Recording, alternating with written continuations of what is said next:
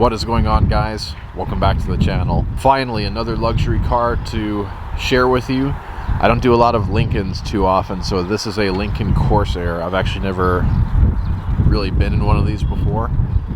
Let's see how this does on the test.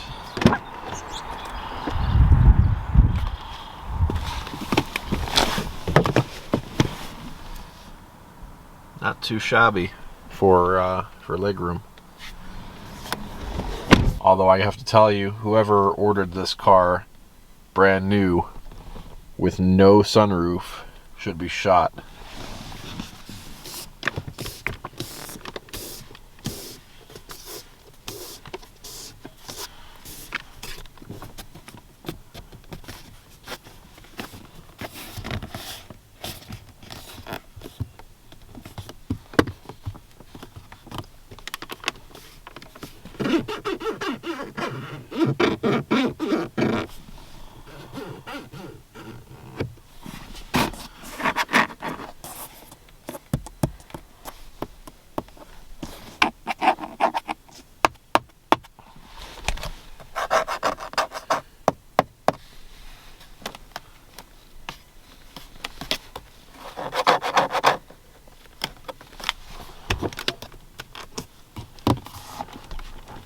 Alright, so far not very squeaky in the back seat. Noticing a lot of cheap plastic back here.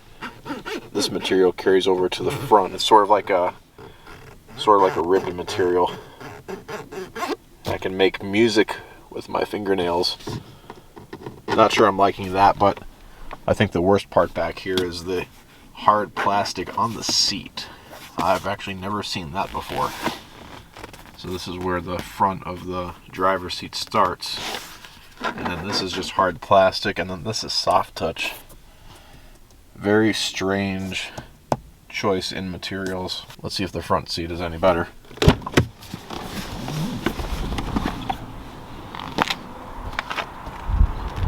Love this exterior color, by the way. I don't know what Lincoln calls it, but I like the way it looks.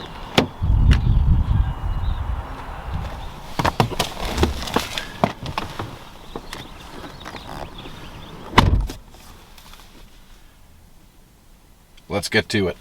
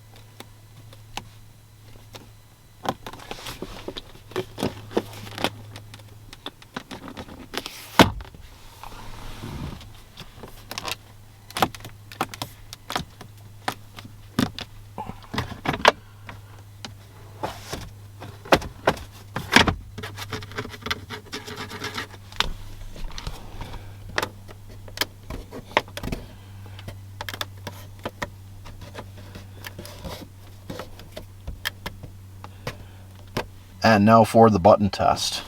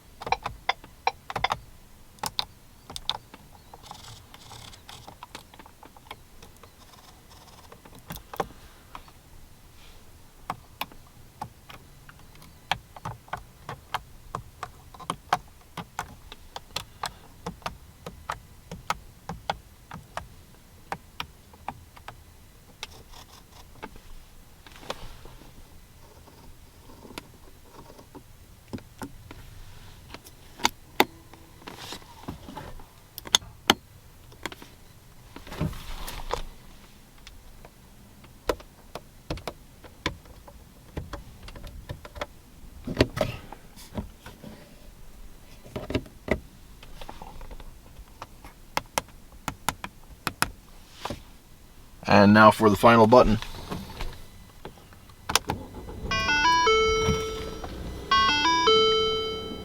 Here's the odometer in case you're curious. Guys, like I said in the beginning of the video, I've never really been in one of these before. I don't get around Lincolns too often.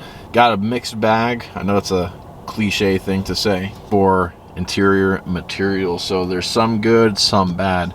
I already mentioned some of the bad. We got a lot of hard plastics going on in here, especially like near the climate vents and lower, like the glove box and lower. This is all hard plastic, and I see that Lincoln has copied Audi, where they have the main middle climate vents and then they have the continuing fake climate vent all the way to the end. I can put a little picture of that so you can see.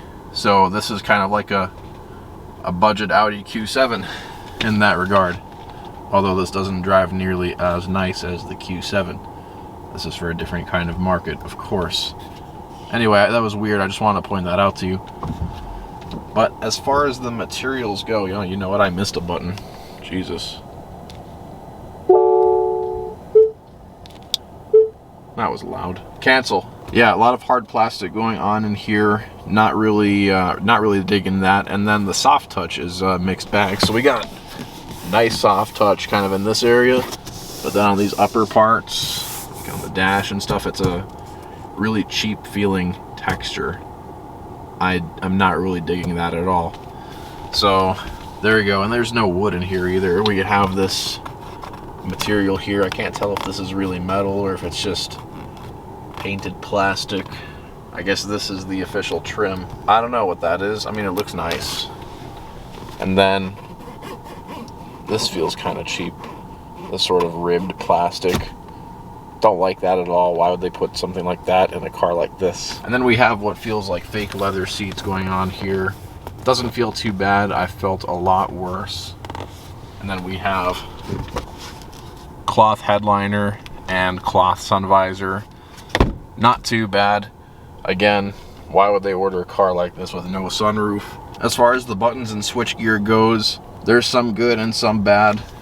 I like the buttons over by the climate area. I mentioned that in my Navigator review. They feel pretty good, actually. I like the sort of, this is not really a knurling, but almost like a knurling on the side. That's okay. The rest of them, like the window switches, the seat controls, those are kind of cheap. This feels a little bit cheap too. I forgot to hit this earlier. Turn signal stock feels okay though. Again, a little bit of a mixed bag. And then I've never seen this before. This is a protruding stop-start button, and the housing is a little bit squeaky. Don't know how I feel about that. Materials-wise, this does to me a little bit above average, so I'm gonna give it a little bit above average score, 6 out of 10 for materials. As far as the fit and finish goes, the back seat did mostly okay. Front seat, we were a little bit rocky though. There was a couple things in here, but they were all pretty minor. The stuff that did squeak in here was minor, and I'm probably going to regret this after I watch the video back, because everything on my microphone is more sensitive on here. So when I watch the video back, things are louder than what I experienced in real time. That sounds really weird to explain. Fit and finish was, I would say, a 7 out of 10. Not good enough to be 8 out of 10, but not as bad as some other cars I've done to get to 6 out of 10. So that's how I'm coming up with my score. Again, I'm probably going to regret this when I watch the video back and then it's louder in the editing process. But I'm in the car right now as we speak. 7 out of 10. So there you guys have it. Your final score is 7 out of 10 for fit and finish and 6 out of 10 for materials. Interesting car. This competes directly with the Cadillac XT4. This is their small SUV. I haven't driven this that much. Initially it feels kind of similar actually to the XT4, but I haven't got a lot of road time with this, so I don't know how these things actually are, but let me know what you think in the comments. Alright, I'll catch you guys next time. Peace.